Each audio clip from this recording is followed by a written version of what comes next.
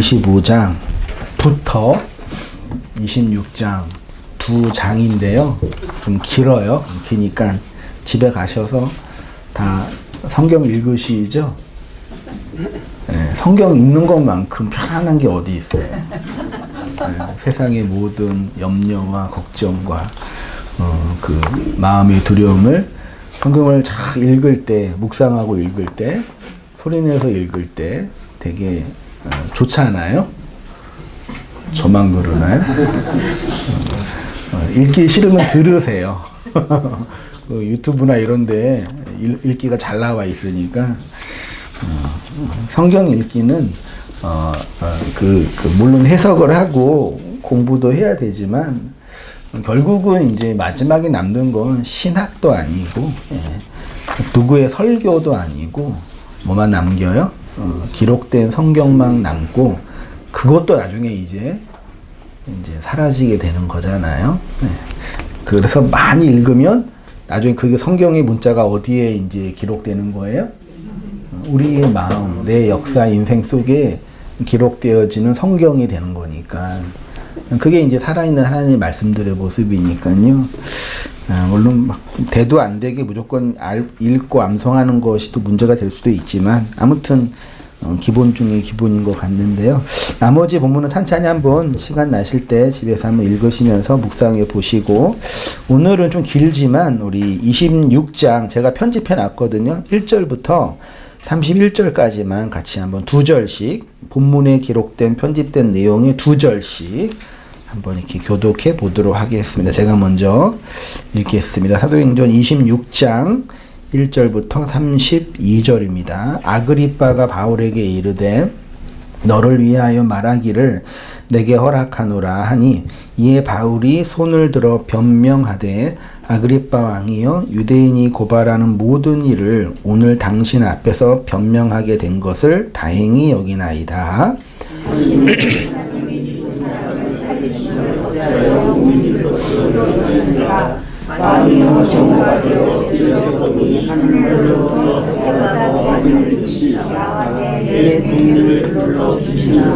우리가 다 땅에 엎드러짐에 내가 소리를 들으니 히브리 말로 이르되 사울아 사울아 내가 어찌하여 나를 박해하느냐, 가시치를 뒷발질하기가 내게 고생이니라.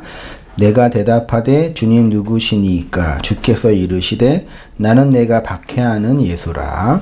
일어나 너의 발로 서라. 내가 내게 나타난 것은 오늘이라 나를 보느니라. 장차 내가 내게 나타난 일에 놀러 오시면 지금 이스라엘과 이방인에게서 내가 너를 구원하여 그들에게 내어 그 눈을 뜨게 하여 어두움에서 빛으로, 사탄의 권세에서 하나님께로 돌아오게 하고, 죄사함과 나를 믿어 거룩하게 된 무리 가운데서 기업을 얻게 하리라 하더이다. 하나님의 도우심을 받아 내가 오늘까지 서서 높고 낮은 사람 앞에서 증언하는 것은 선지자들과 모세가 반드시 되리라고 말한 것밖에 없으니, 그리스도가 고난을 받으실 것과 죽은 자 가운데서 먼저 사살하사 이스라엘과 이방인에게 빛을 전하시리라 합니다. 바울이 이같이 변명하되 베스도가 그의 소리내어 이르되 바울아 내가 미쳤다. 내 말하는 하나님이 너를 지시하라 하니, 바울이 이르되 베스도 각하여 내가 미친 것이 아니요 참되고 온전한 말을 하나이다. 아그리빠가 바울에게 이르되 내가 적은 말로 나를 권하여 그리스도인이 되게 하려는도다.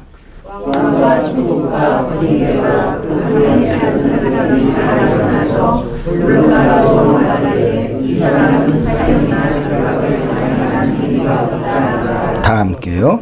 이에 아그리빠가 베스도에게 이르되 이 사람이 만일 가이사에게 상소하지 아니하였더라면 석방될 수 있었을 뻔하였나니. 아멘. 오늘은 이 소망으로 말미암아 칭의와 부활이라는 제목으로 말씀을 나누고요. 믿음으로 종말을 살아가는 성도의 삶, 그게 뭐라고요?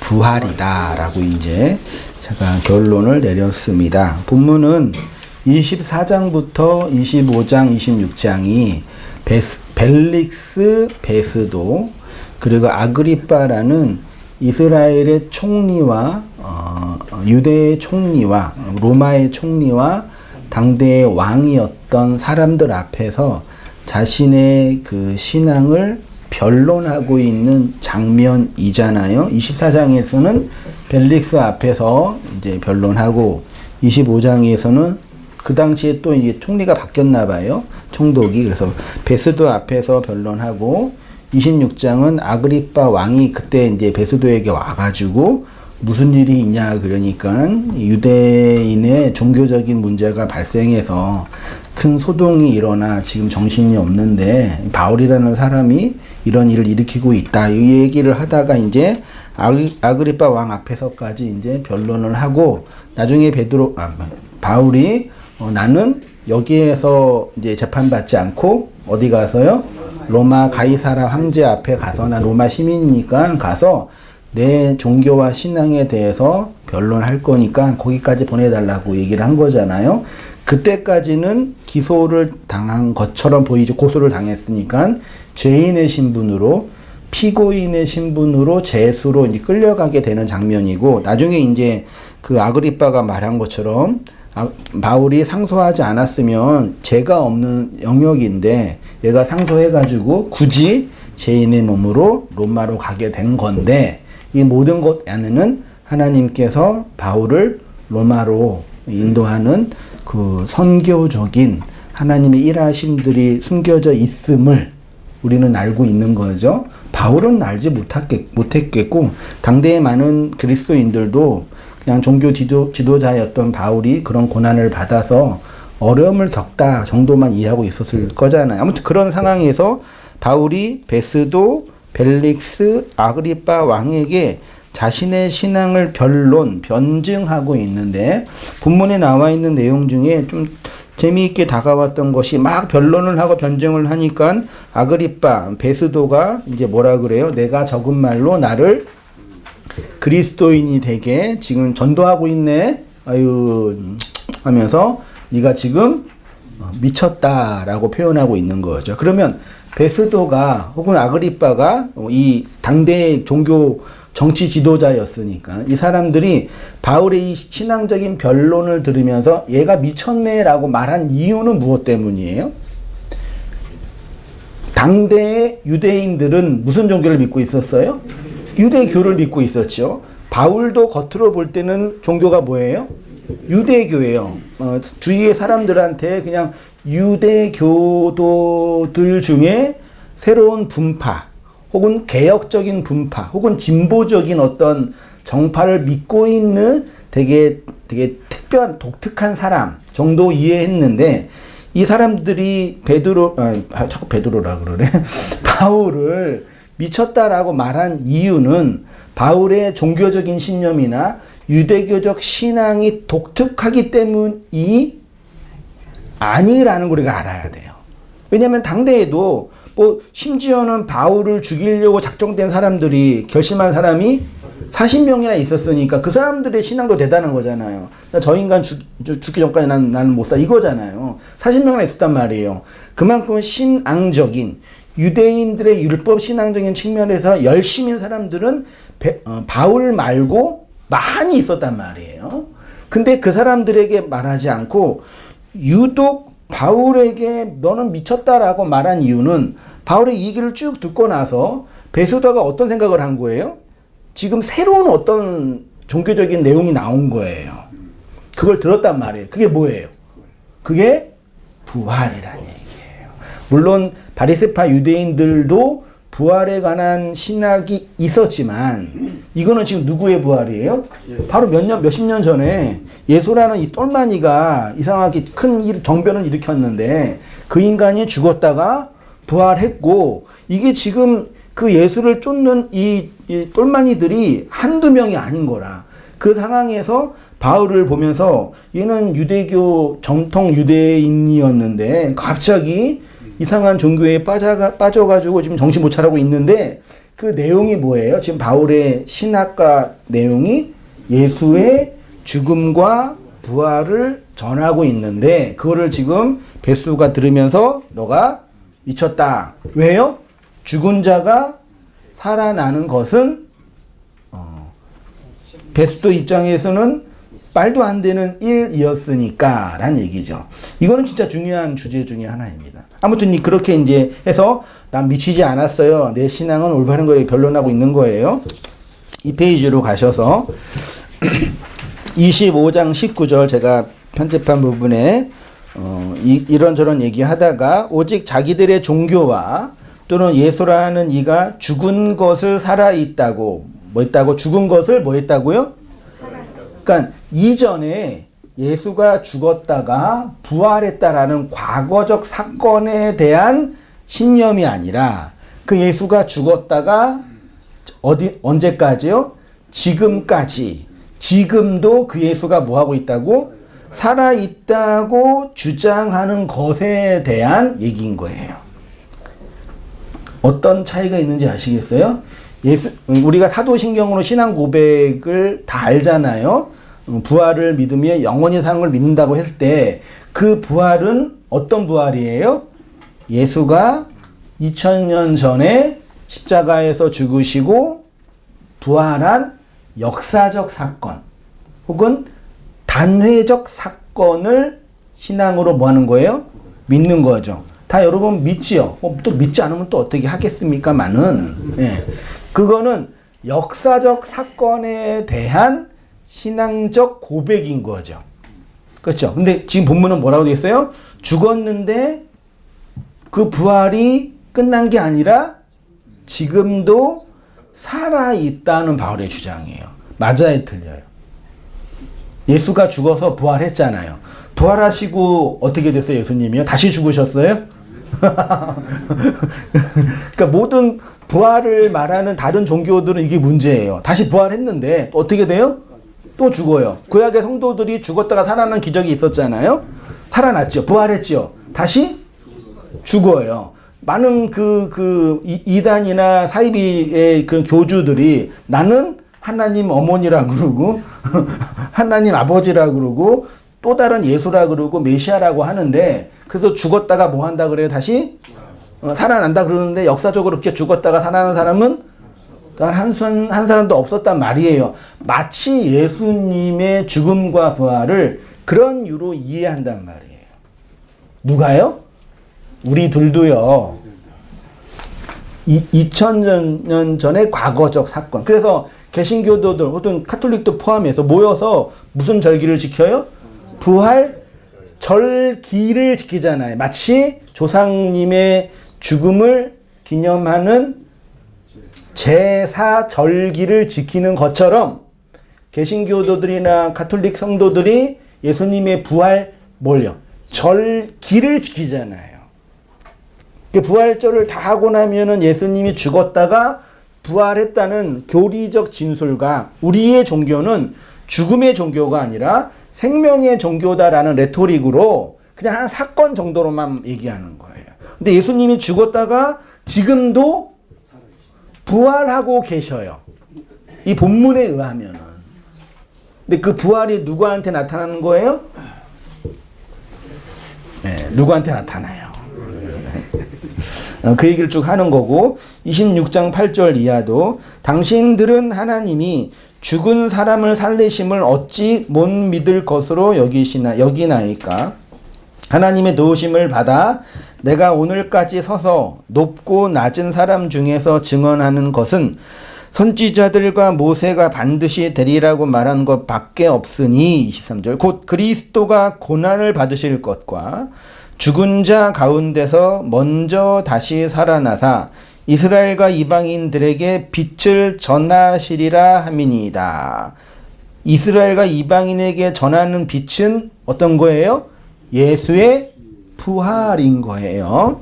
24절 바울이 이같이 변명하며 베스도가 크게 소리내어 이르되 내가 미쳤도다 등등등 본문이 나오고 있습니다. 바울의 변론 안에는 그의 신앙에 대한 고백적 내용이 기록되어 있는데 그의 고백의 핵심은 예수님이 죽었다가 부활하셨고 그 부활이 지금도 나타나고 있다라는 선언이고 고백인 거예요. 그래서 아그리빠가 그런 바울을 향해서 미쳤다라고 얘기를 하고 있는데, 소위 말해 바울 신학의 핵심, 신학에서 우리가 바울 신학이라는 이런 표현은 신학적인 표현이니까 그냥 이해하고 들으세요. 예수 그리스도의 죽음과 부활이 핵심이죠. 그는 부활하신 예수님을 다메섹 도상에서 빛으로 만나고 부활의 그리스도를 전하게 됐잖아요. 그로 말미암아서 왜곡된 유대교적 율법주의에서 벗어나게 된 겁니다.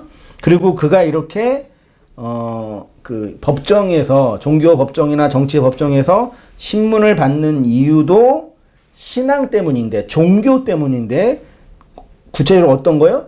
부활 신앙 때문이라고 고백하고 있습니다.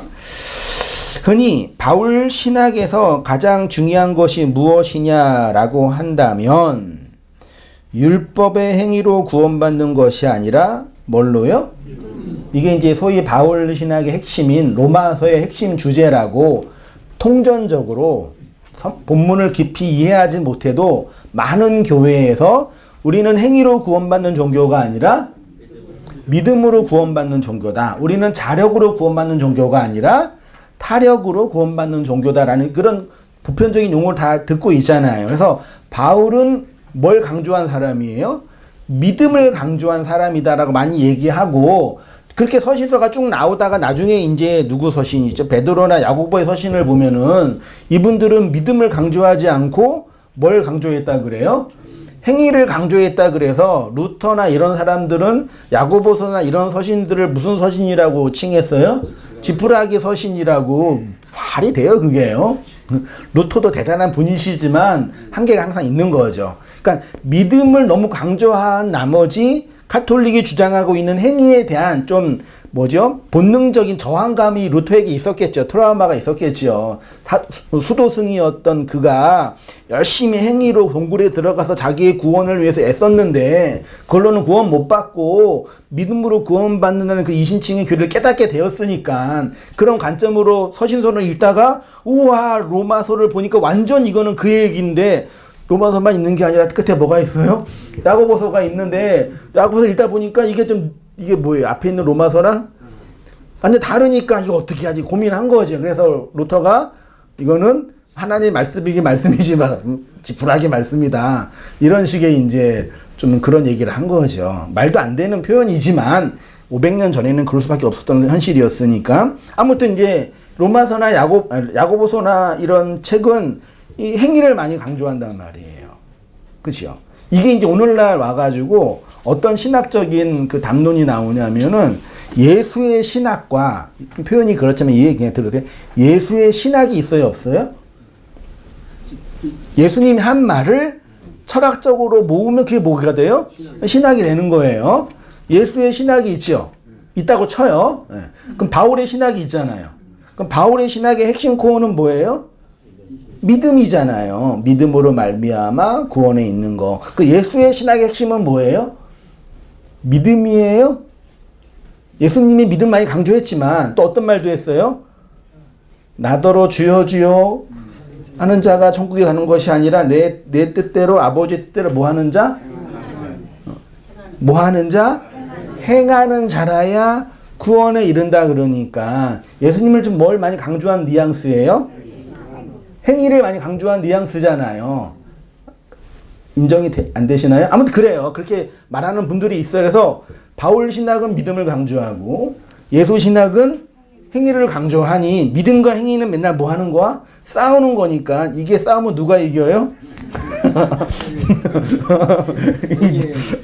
예수님과 바울이 당황하는 거야. 왜 나와 바울을 싸움 시키지? 그러는 거예요. 그래서 신학자들, 신학적인 담론에서는 바울의 믿음 신학과 예수의 행위 신학이 서로 싸운다. 그래서 이제 실제로 신학교에서요, 바울의 신학을 중심으로 구원론을 정리한 신학 분과를 조직 신학이라 그러고, 예수의 어떤 어록이나 복음서를 중심으로 신학을 펼치는 것을 성경신학이라고 신학에서는 말해요. 그러니까 성경신학과 조직신학이 맨날 뭐해? 싸워요, 신학적으로. 그럼 누가 이겨요? 누가 싸울 때 두 사람이 싸우잖아요. 누가 이겨요? 센 사람이 이기는 거예요. 누가 권력을 가지고 있느냐에 따라서. 그래서 조지신학이 센 것 같아요? 성경신학이 센 것 같아요? 여러분 느낌으로 교회는 도그마가 제일 중요하잖아요. 그래서 이게 큰 대세가 돼가지고 성경신학자는 맨날 뒤에서 이렇게 아니 성경에서는 그러지 언어에서는 그러지 이렇게 맨날 이렇게 저기 구석에서 이렇게 항상 이렇게 얘기하고 있고, 대세는 이제 조지신학자들이 이제 또 한국은 워낙 이렇게 뭐 박형용 박사님이나 이런 신학자들이 걸출하게 신학교랑 교회를 이렇게 갖고 있어가지고 워낙 이게 센 거죠. 그런 도그마 속에서 한국교회 이런 어떤 전통이 만들어진 거예요. 신학적으로 보면은. 근데 그 속에 이제 성경 신학이 발전하고 있는 거죠. 언어학 쪽으로도 그렇고 고고학 쪽으로도 그렇고 이게 문장과 이렇게 글에 대한 문자에 대한 발견이 나오면서 이게 우리가 잘못 이렇게 만들었던 도그마에 대한 어떤 공격들이 신학계에 있기는 있어요. 이런 일 재미없죠, 여러분. 나는 재미있는데 아무튼 그런 식의 싸움이 있는 분위기예요. 근데 어쨌든 바울의 신학의 가장 중요한 것 중에 하나는 이신칭의인데, 제가 이제 사도행전이나 이런 서신서나 이렇게 바울의 이런 사도행전의 흐름을 보면서 왜 그동안 바울이 예수의 죽음과 부활을 강조했다는 걸 내가 많이 인지하지 못했을까라는 좀 생각을 해보게 됐어요. 이 페이지 아래쯤에 보세요. 현대 교회 안에서 오해되고 있는 내용 중에 하나가 부활이라고 제가 자주 말씀드렸죠. 단어적으로 오해하고 있죠. 네, 단어적으로 오해하고 있어요. 또 한 가지는 형식적으로 오해하고 있는 거, 아까 말씀드린 것처럼 단순히 단어적인 의미에 대한 무지 정도뿐만 아니라 부활을 교회의 절기 정도로만 이해하고 있는데 그 문제가 있는 것 같습니다.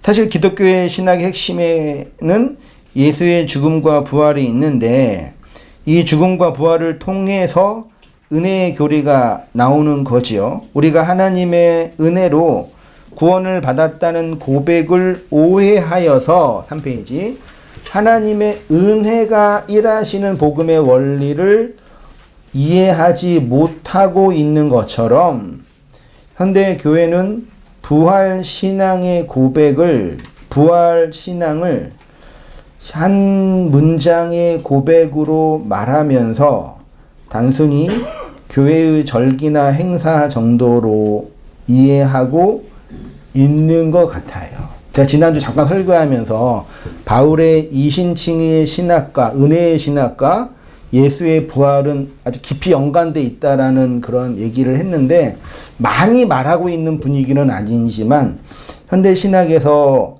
이 부분을 조금 정리한 용어들이 몇 개 있더라고요. 그래서 뭐 resurrection and justification 그래가지고 예수님의 부활과 성도의 칭의라는 주제로 몇몇 신학자들이 말하고 있는데 있는 걸 제가 한번 발췌해 봐서 한번 읽어볼게요. 칭의는 하나님이 죄인을 의인으로 여기시는 법적인 선언이며 이는 믿음으로 이루어지잖아요.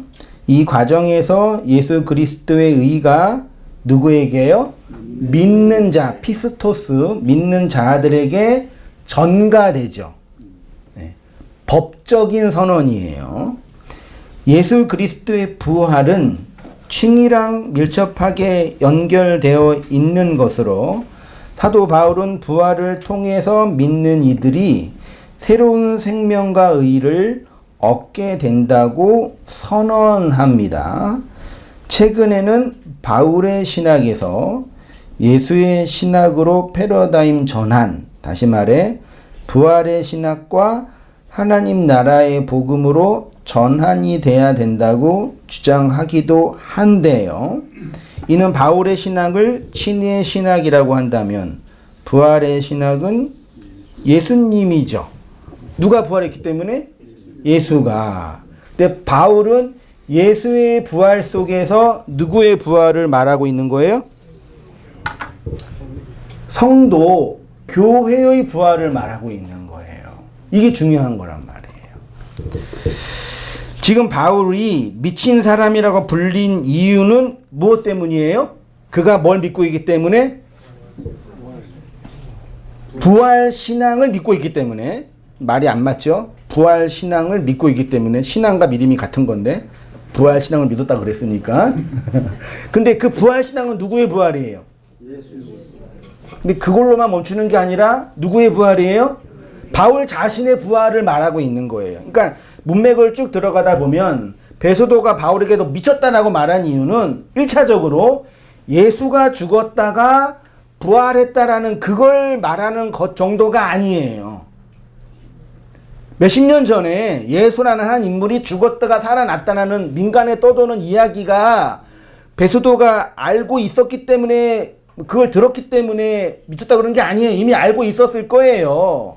맞잖아요. 지금 베소도나 아그리빠가 바울을 보면서 미쳤다 그런 이유는 뭐냐면 몇십 년 전에 일어난 부활 사건이 누구에게? 바울 안에서, 바울이 지금 그 부활이 내 안에서 나타나고 있어요 라고 말하고 있기 때문에 미쳤다 그러는 거예요. 이해되시나요? 이게 아주 중요한 거라니까요. 현대 그리스도인들이 예수님의 부활을 믿지요. 맞잖아요. 그거는 마치 예수님이 2000년 전에 십자가에서 죽었습니다라고 믿는 것과 똑같은 거예요. 그걸로는 문장의 고백뿐이 안 돼요. 관념의 고백뿐이 안 되고 도그마에 대한 순종이라 그럴까요? 교리에 대한 인정. 그 교리를 인정하지 않으면 뭐가 돼요, 여러분요? 이단되니까 그냥 지적으로 동의하는 것 정도뿐이 안 돼요. 그래서 부활 절기를 지키는 거란 말이에요. 근데 지금 그것으로 말하는 게 아니라 그 부활하심이 누구 안에서? 교회와 성도 안에서 동일하게 나타나고 있음을 말하는 거예요. 그러니까 다시 이제 다 빼서 바울의 입장을 쉽게 말하면은 베스도요, 예수님이 죽었다가 부활했어요. 어디 안에서요? 당신이 보고 있는 내 안에서요. 왜 그걸 못 믿어요? 그러니까 베스도가 미쳤구나 그러는 거야. 이 얘기를 들을 때 베스도는 어떻게 이해했겠어요? 물리적으로 죽었다가 다시 살아나는, 소위 말해 그 이단 같은 사람들은 부활신앙, 이런 취지로 이해했겠죠. 그러니까 미쳤다 그러는 거죠. 아니 사람이 죽었다가 어떻게 다시 살아나? 얘가 미쳤나 그러는 거예요. 이해되시나요? 우리가 그리스도의 영을 받아, 성령을 받아, 능력을 받으면 어떻게 된다고요? 그게 뭐예요? 부활. 그걸 뭐라 그런대요? 나중에 이제 뒤에 서신서에 부활체라고 표현하는 거예요. 그래서 그 영으로 말을 뭐하는 자가 돼요? 전하는 자가 된다라고 선포하고 있는 거죠. 바울에게 있어서 예수님의 부활은 그의 신학적인 편견과 오해와 왜곡으로부터 벗어나게 한 힘이었어요. 어떤 사람들이 말하는 것처럼 예수님의 부활과 바울의 칭의의 신학은 나눌 수 없잖아요. 부활은 이신칭의와 은혜의 교리와 관념 속의 개념이 아니라 하나님이 실제로 행하신 공적인 선언이라고 말해요. 그래서 로마서에서도, 믿음을 강조하는 로마서에서도 많이 표현되어 있지만 뭐 깊이 좀 들어가지는 못하고 1장 4절에 성결의 영으로는 죽은 자들 가운데서 부활하사 하나님의 아들로 뭐예요? 선포되었다라고 말하죠. 이게 왜 중요하냐면 예수님이 어디에 달려 죽으셨어요? 십자가는 이제 신학적인 표현이고 원래는 나무에 달려 죽으셨잖아요. 이게 중요하단 말이에요. 왜요? 구약 성경에서 나무에 달린 자는 어떤 사람이에요? 누구의?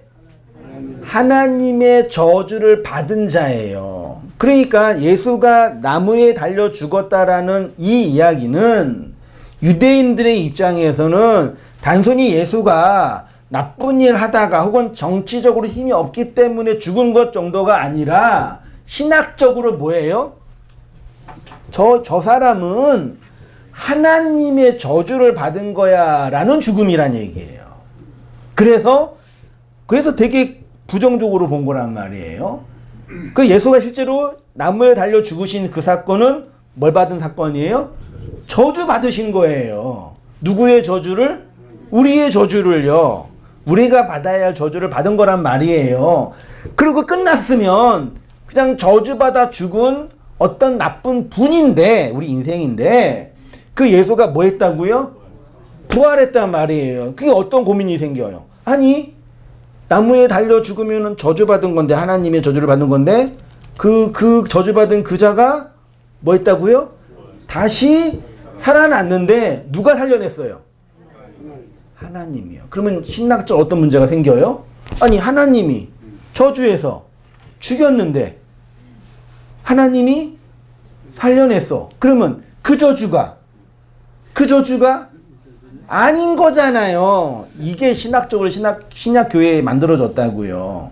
그래서 예수의 죽음으로 말미암아 부활은 하나님이 예수를 메시아로 온 세상에 선포한, 인정한 사건이라고 말하는 거예요. 그 얘기를 제가 이렇게 썼습니다. 그래서 당시 예수님이 십자가에서 죽으신 것은 하나님의 저주를 받은 사건으로 이해되었는데, 그 저주를 받아 죽으신 예수님이 다시 살아나셨다라는 것은 십자가는 하나님의 저주가 아니라 하나님의 인정하심이고 하나님의 일하심이다. 제가 제목을 저주의 십자가는 뭘로 연결돼요?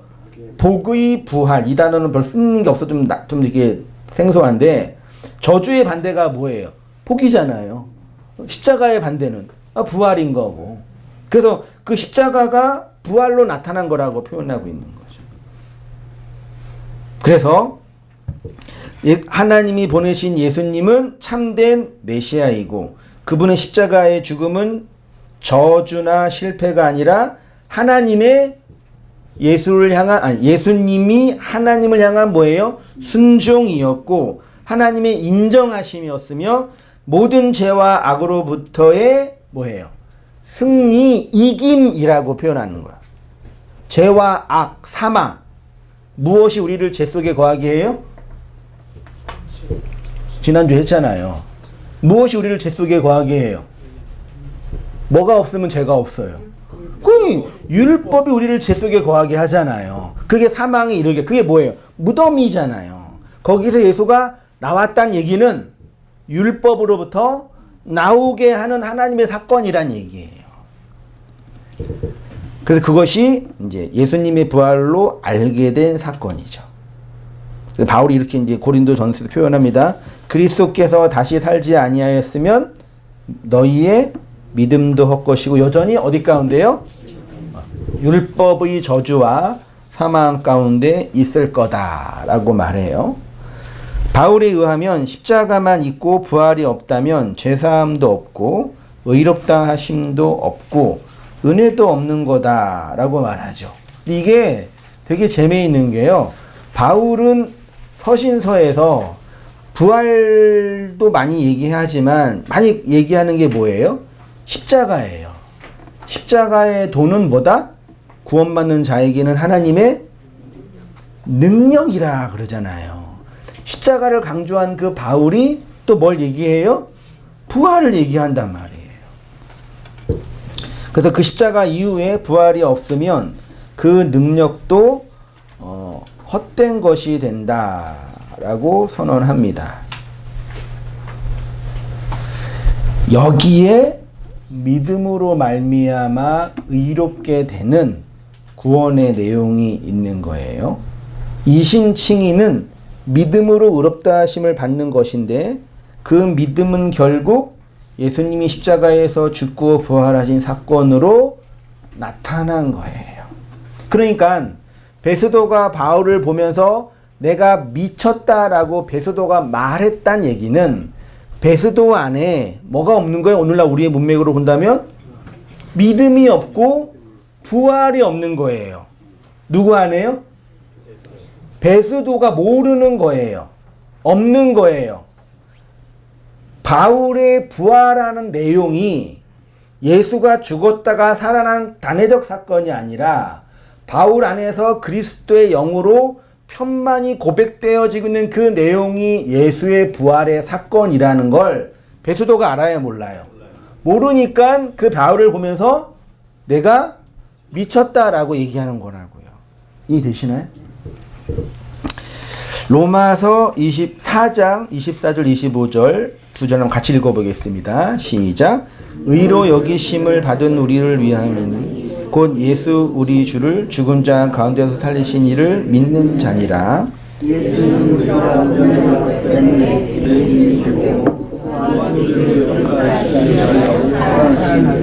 25절을 다시 보시면 예수는 우리가 범죄한 것 때문에 내어줌 디돔이에요. 십자가로 건네졌고 우리를 의롭다 하시기 위하여 살아나셨다. 에게이로 부활하셨다라는 내용인데 여기에서 좀 잠깐 봐야 할 부분이 뭐냐면 때문에 라는 단어가 원문에는 전치사 디아로 되어 있어요.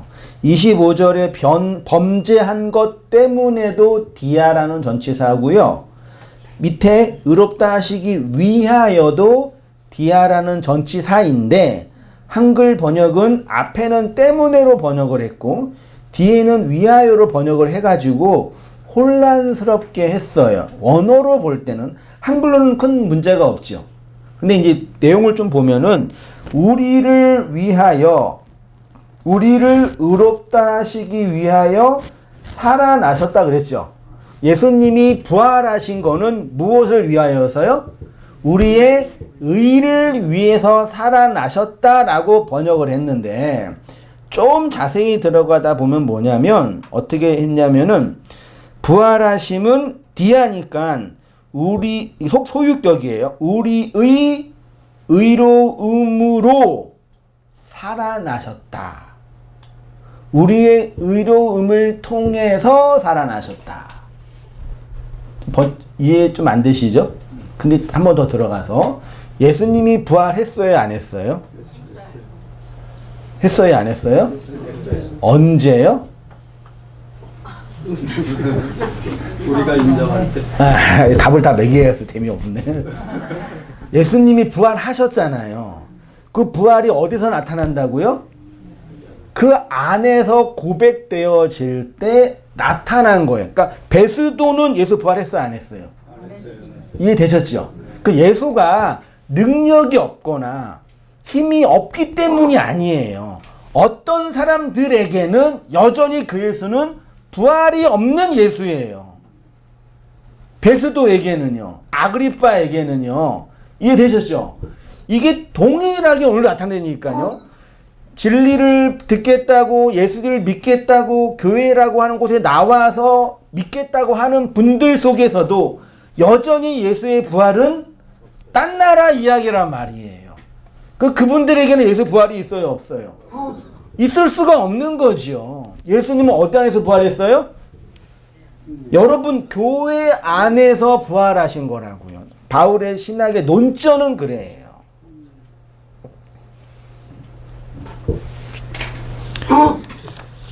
그래서 예수님의 부활은 그 부활로 말미암아 의롭게 된 성도 안에서 나타나는 은혜의 현실인 거예요. 그래서 부활을 못 믿는 아그리빠가 바울을 향해서 미쳤다라고 선언한 거죠. 왜냐하면 아그리빠에게는 예수의 부활이 없는 거예요. 인정되지 않았든 무지했든 없는 거라고요. 역사적 예수를 믿는 거랑 그 예수와 연합하여 복음의 길을 가는 거는 별개의 영역이란 말이에요.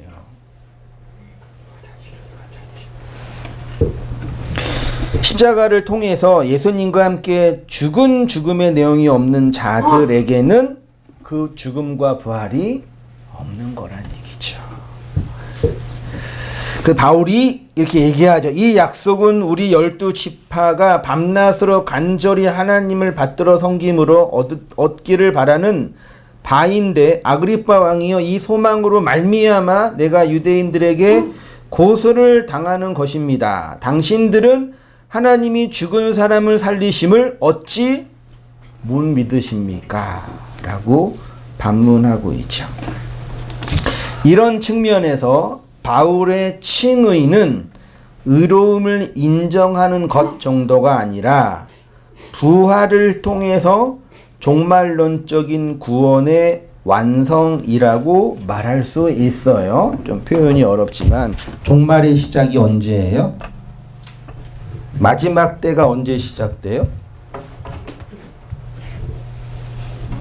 얼마 안 남았죠? 그냥 이렇게 하나님의 구원의 시작이 뭐예요? 흔히 이제 창조라 그러고, 구원의 완성을 뭐라 그래요? 그거를 종말이라고 말하자 이 얘기예요. 그 종말이 창조를 앞선다. 역창조의 구원의 개념이라 그러죠. 그러니까 시간적으로 보면은 하나님이 창조하시고 창조한 세상을 끝내시는 거죠. 시간적으로 보면은. 그럼 하나님이 창조하기 전의 세상을 뭐라 그래요? 그거를 이제 형이상학적인 용어로 영원이라고 말하자 이 얘기예요. 그럼 창조 이후에, 종말 이후의 시간도 영원이죠. 이건 누구의 시간이에요? 하나님의 시간이고, 요거를 이제 종교에서는 내세 등등을 표현하는 것 뿐이에요. 그쵸? 그럼 이 영혼을 수학 기호로 말하면 뭐예요? 무한대. 수학 시간 됐어요. 무한대 이거 맞죠?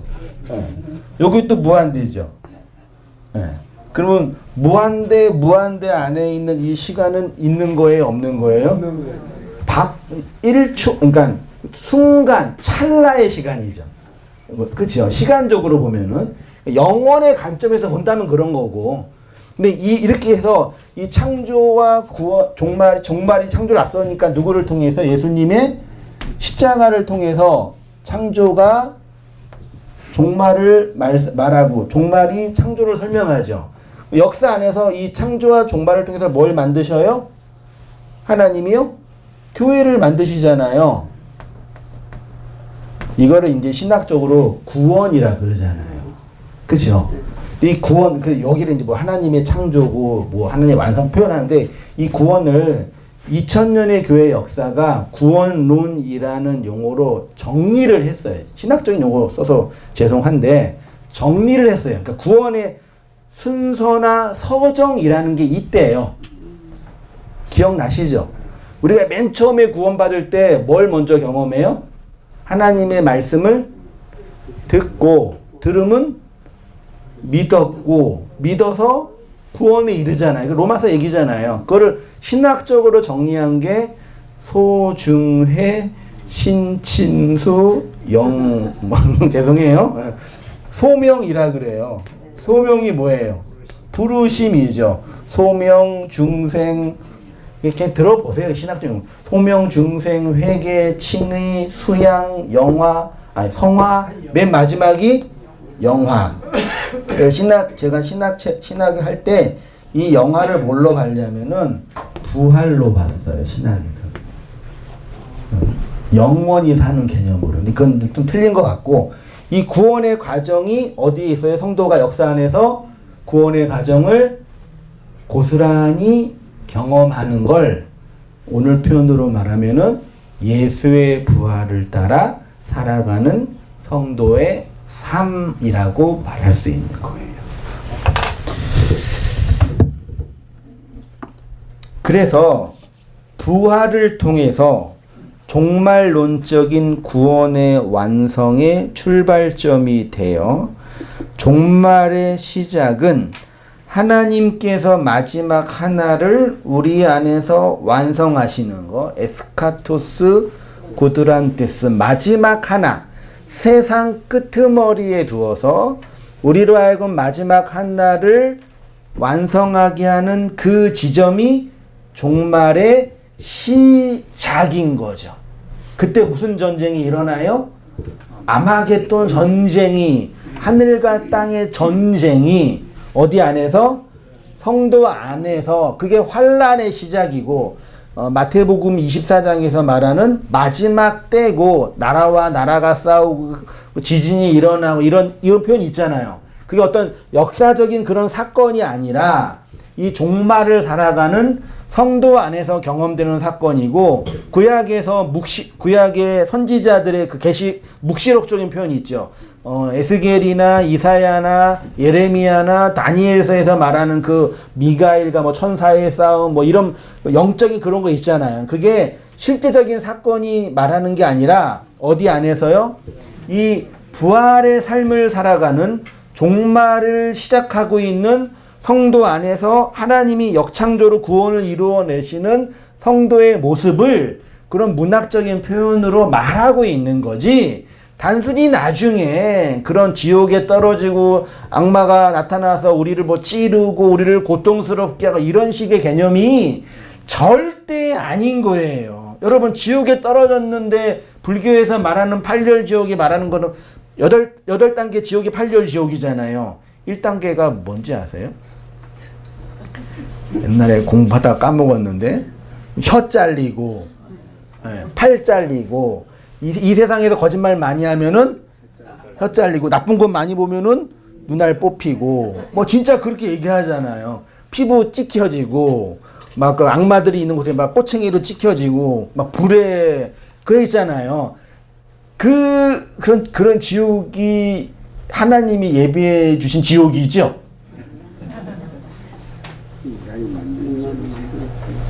그래요?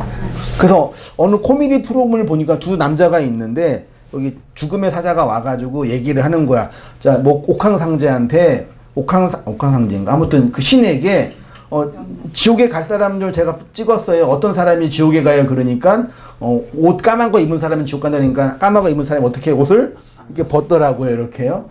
그러니까 지옥에 가는 게 두렵고 공포스럽게 만든 것이 오늘날 이 세상의 종교죠.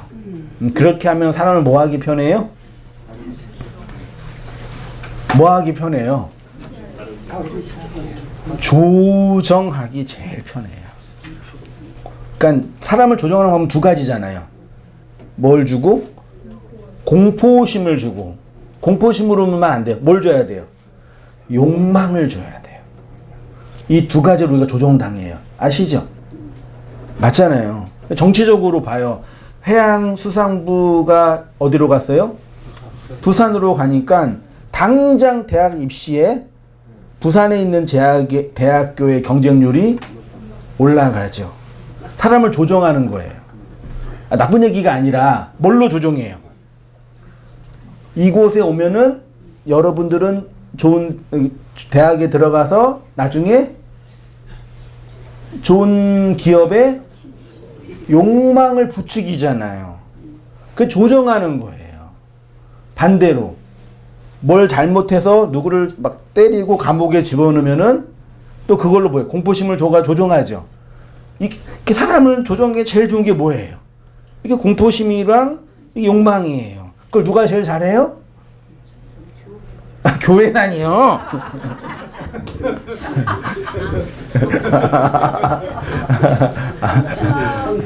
정치와 종교는 똑같아요. 그 옛날에는 정경유착이었는데 지금은 정교. 통일교란 신천지가, 그러니까 얼마나 나쁜 의미로 잘하는 거죠. 그러니까 돈 대주고 조종하고 얼마나 기업까지 있으니까 무서운 세상이죠. 그래서 하는 거죠. 또 오늘날 이성주의자들이나 그 반종교인들이 이 종교가 사람을 가장 통제하기 좋은 방식이라고 말하잖아요. 그러니까 여러분도 지금 뭐 하는 거예요? 이 온땅교회 조종을 당하고 있는 거. 당하고 있어요? 아니야. 싶으세요? 그런 게 아니에요. 회중으로 진리로 모이는 회중교회는요, 모임의 그 이유와 근거가 누구한테 있는 거예요? 내 안에 있는 거예요. 왜요? 내가 죄인이고 이 죄인인 나를 예수가 구원해 주셨고 구원하신 예수가 성령으로 이끄시기 때문에 그 필요를 누가 느끼는 거예요? 교회인 내가 느끼는 거예요. 그래서 원래 교회는요, 가장 자조적인 모임이어야 돼요.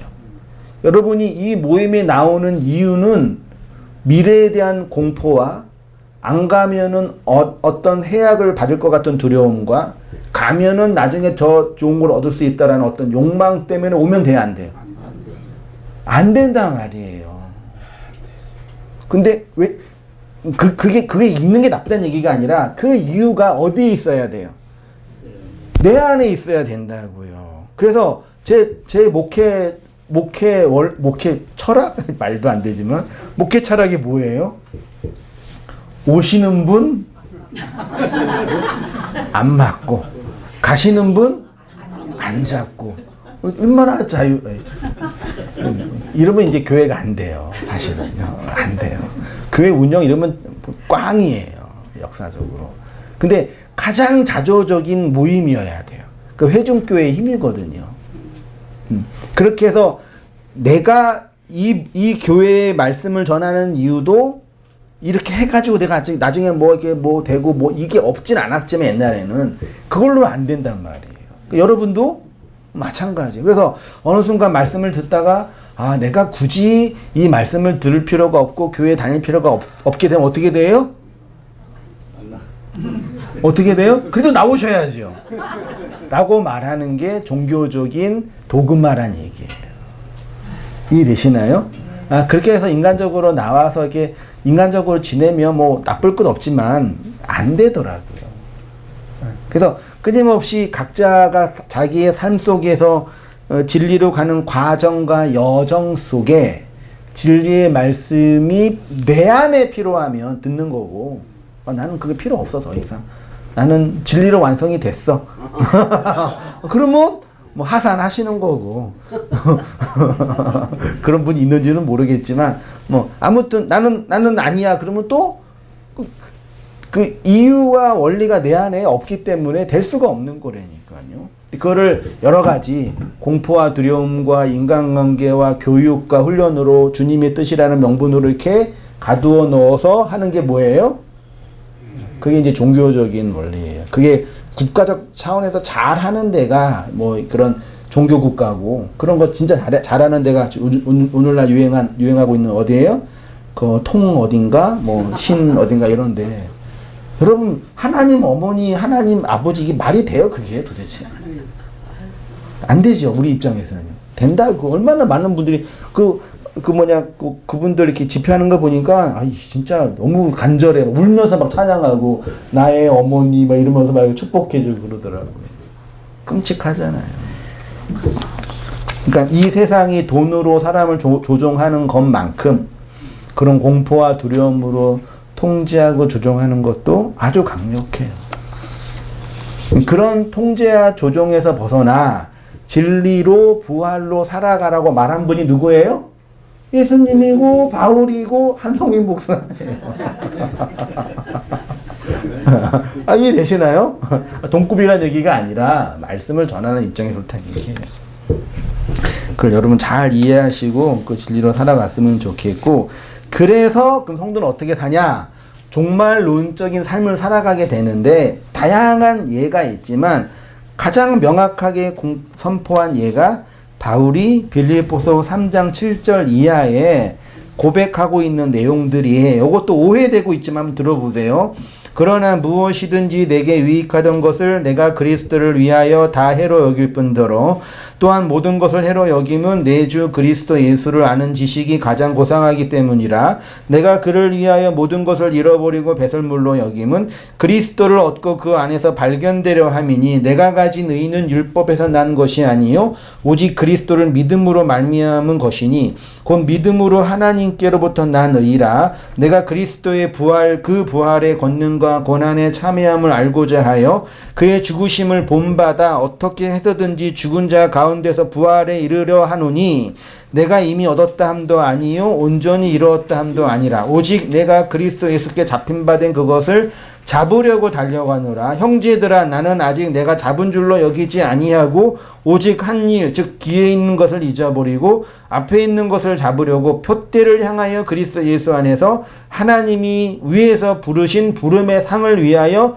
달려간다라는 이 고백을 많은 믿음주의자들이 밖에 있는 목표를 정하고 열심히 추구하는 것이 성도의 삶이다라고 말해서 또 이것도 오해되고 있으니까 참 슬퍼요. 그렇지만 그게 아니에요. 한 절만 11절을 다시 보시면 어떻게 해서든지 죽은 자 가운데서 부활에 이르려 하노니라는 부분이 있잖아요. 요거를 원문으로 좀 보면은 바울이 지금 내가 부활을 하려고 노력한다 이런 취지로 말하는 것처럼 한글로는 보이지만 원문으로 보면은 어떻게 돼 있냐면 바울이 자신의 힘과 의지로 노력하고 애써서 예수님이 부활에 이르겠다는 의지의 표현이 아니라 여기 이르다라는 단어가 카탄타운데 이거는 도착하는 거예요. 단어적으로 도착인데 도달인데 아까 제가 말했죠.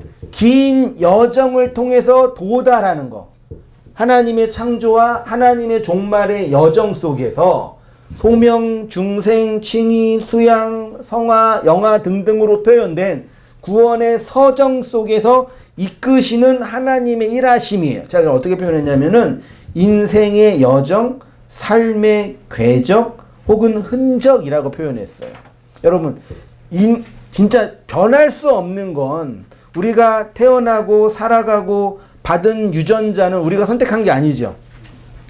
운명론처럼 결정되어 주어진 거예요. 너무 슬퍼요. 그래서요. 우리가 살아가는 이 모습은 내가 노력하고 애써서 이루어낸 것도 있지만 대부분 다 부모나 조상에게 받은 뭐예요? 유전적 형질에 의해서 만들어진 거예요.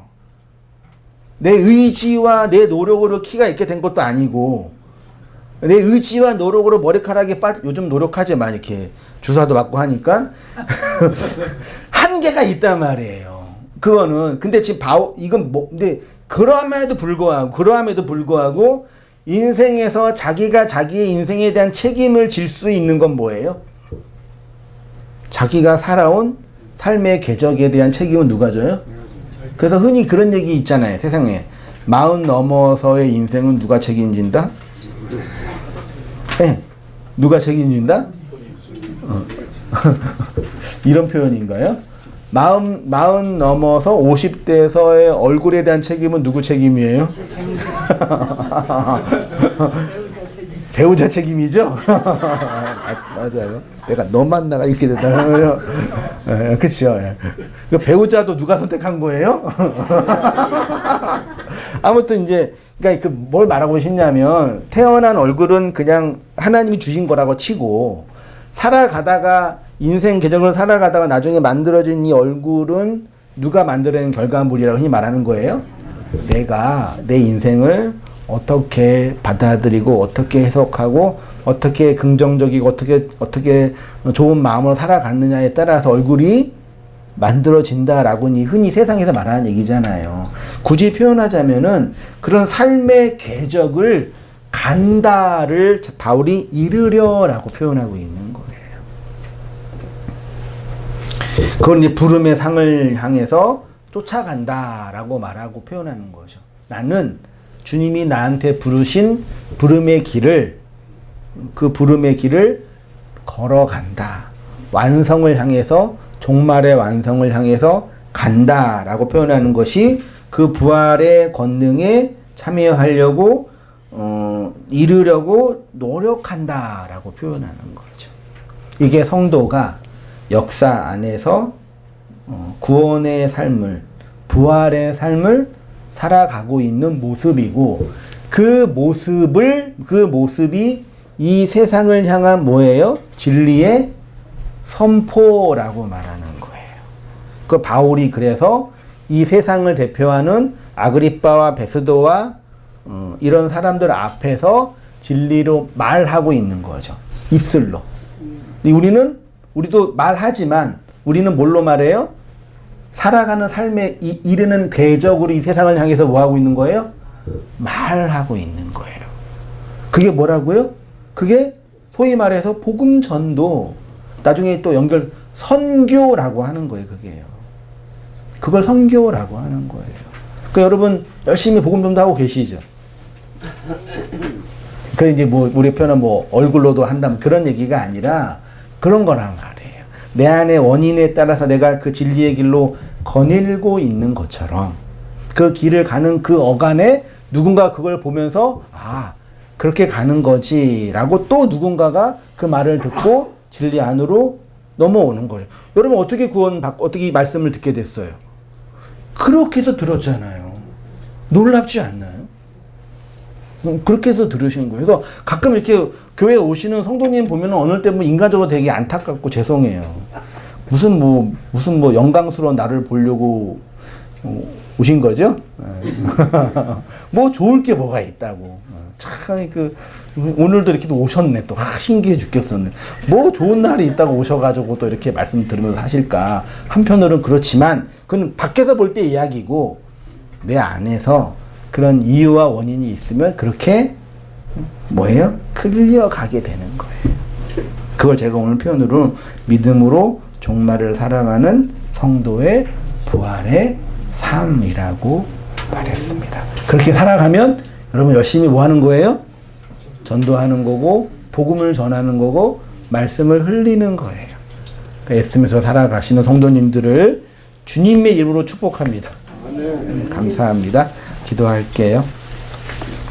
하나님 아버지, 우리 안에서 그리스도와 그 부활의 권능을 참회하여 그의 죽으심을 따라 생명의 날들도 살아가도록 이끄시는 하나님의 은혜의 일하심들을 고백하고 깨닫고 선포하고 발견하게 하시니 감사합니다. 그 은혜 안에서 살아가며 영광의 삶에 이르는 우리의 모든 삶들이 될 수 있도록 하나님 아버지 인도하여 주시옵소서. 하나님의 영원의 시간 속에서 찰나의 시간을 살고 있는 우리의 인생이지만 그 인생의 과정과 여정 안에서 저희들을 이끄시고 이르게 하시는 하나님의 은혜의 일하심들을 바라보게 하시고 그로 말미암는 진정한 찬송과 은혜의 고백이 우리의 심령과 마음 가운데 흘러나오도록 인도하고 이끌어 주시옵소서. 이제는 우리 주 예수 그리스도의 은혜와 하나님 아버지의 크신 사랑과 성령의 교통하심이 사랑하는 모든 성도님들의 삶 속에 지금부터 영원까지 함께 있을지어다. 아멘.